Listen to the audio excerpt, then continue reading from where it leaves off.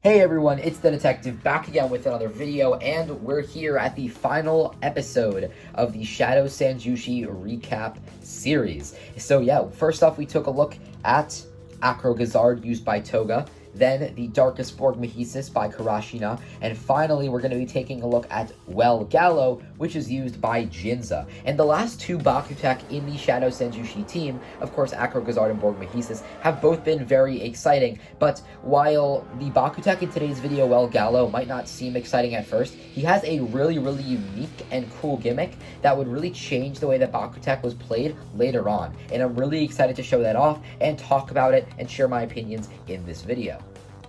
So let's begin taking a look at the Bakugan, and the first thing that you'll notice is, again, the color scheme. The last Haos Bakugan that I took a look at in the BakuTech Recap series was Keelan Leonis, and I commented about how at the time that bright white, blue, and gold color scheme was actually quite revolutionary for Bakugan, because we had been getting that really bland Haos color scheme for the last couple years. Here's just a Haos Hammer Gorum, and of course nowadays with Battle Planet and Armored Alliance and Geogon Rising, we're so used to getting this really fantastic bright Haos color scheme, but really BakuTech was the first time that we got this pure and really vibrant white color scheme with the blue that we now know and love with Battle Planet. Anyway, taking a look at the ball form, you can see some yellow bits over here. For example, we have the Haos attribute symbol, some Haos details here, and these actually form his feet. You can see the cross pieces over here.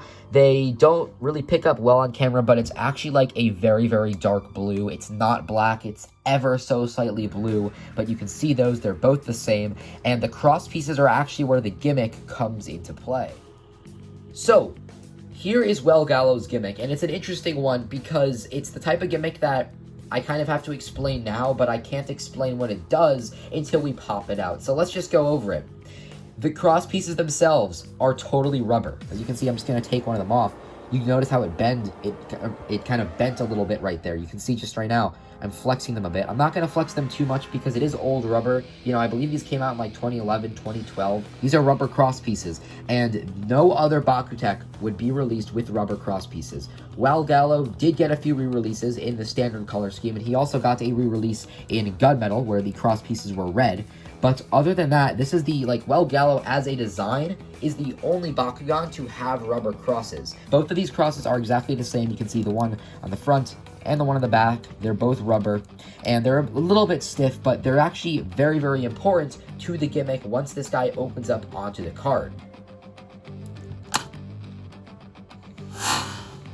And here is Gallo, and you can see he is a pretty small BakuTech. I mean, compared to other Bakugan, just generic Bakugan, he isn't that small. But especially since Borgmehesis and Acro Gazard both took up a lot of space on the card, it's definitely a little bit of a change of pace to see this really small BakuTech here. Anyway, you do have some manual parts, but they're just, they're manual. You don't really need to turn them out. So basically with the legs, you flip them back, you twist it out, and then you push the foot forward. So we'll just do that with the other leg, back, twist, forward.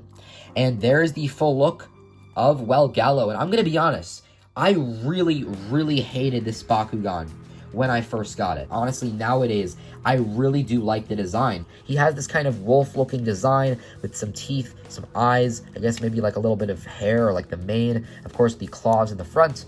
And I don't even know what these are supposed to be. I guess maybe just the fur, And you got all these blue details throughout as well. But overall, the yellow is definitely the highlight on this guy.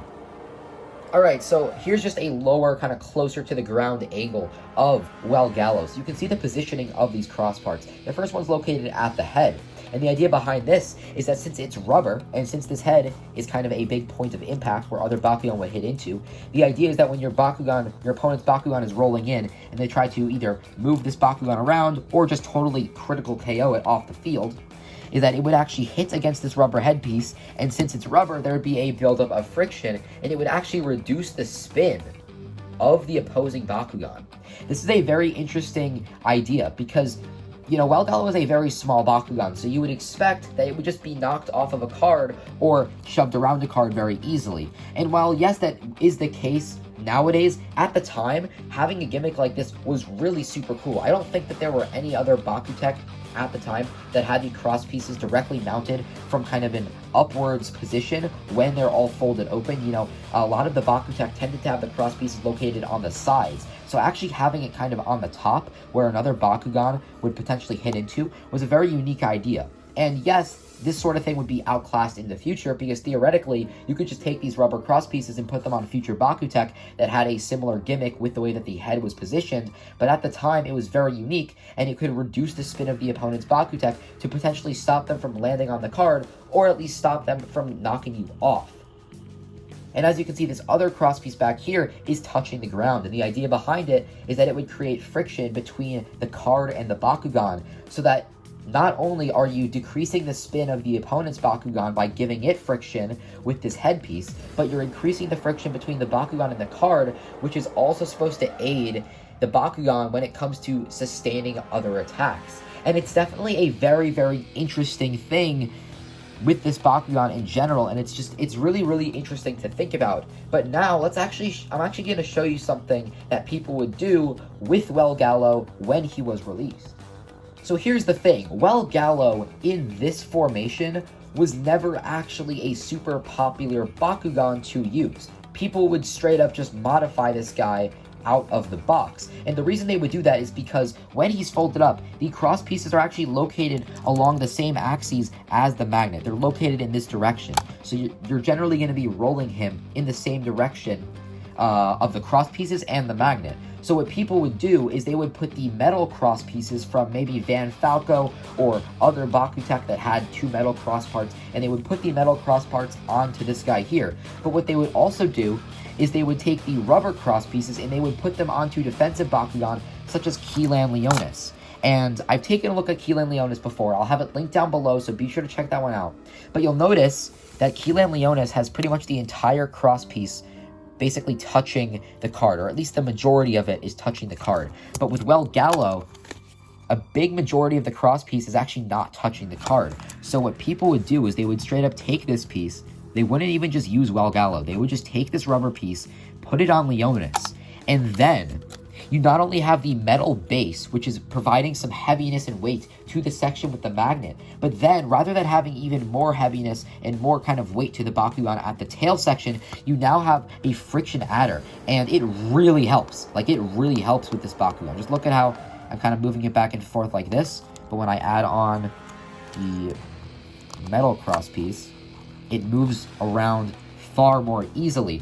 And the same is kind of true with just the standard Gallo. You know, here he is like this, shifts back and forth really easily, but it's not going to have the same effect, and it's not going to be such a big difference with Leonis. You can see it still has a little bit of friction. You can see that friction building up there, but with Keelan Leonis, using that rubber cross piece, you could have an even better defensive type BakuTech that would really improve it overall. And the best part is, you could just straight up take the rubber piece off the head of Gallo and put it on Leonis, and then put the metal cross piece from Leonis onto Gallo. And what that would let you do is now you have a Bakugan which could potentially critical KO other Bakugan using this metal head, while still having this defensive tail at the back. And then with Leonis here, now you have an even better defensive type BakuTech that could withstand more attacks. And that is what's so cool about Gallo, where he isn't really good on his own. When you combine him with another BakuTech, it really enhances both of them. So guys, that was my review on Gallo, and I just said it a second ago, but this is, again, the type of BakuTech where you kind of only want to buy it if you have other BakuTech with the convert system. I'd say that the only real way to make this Bakugan worse would just be by putting the plastic crosses on here, but honestly, especially since this BakuTech doesn't really hold up, even with the metal cross pieces or even with the plastic cross pieces, he just doesn't hold up compared to the modern BakuTech, you know, from BakuTech Gachi or from later in the season. The really only reason that you're going to be wanting to buy this or to trade for it or to get it in a lot or to make use of it is just for those rubber pieces. Anyway, though, guys, I hope that you enjoyed. If you want to see me review the Borg Mahesis or Acro Gazard, be sure to check the links in the description. I will have all of the BakuTech Recap episodes linked down below, along with my Bakugan playlist itself. Thank you so much for watching, everyone. I'm the Detective, and I'll see you in the next one.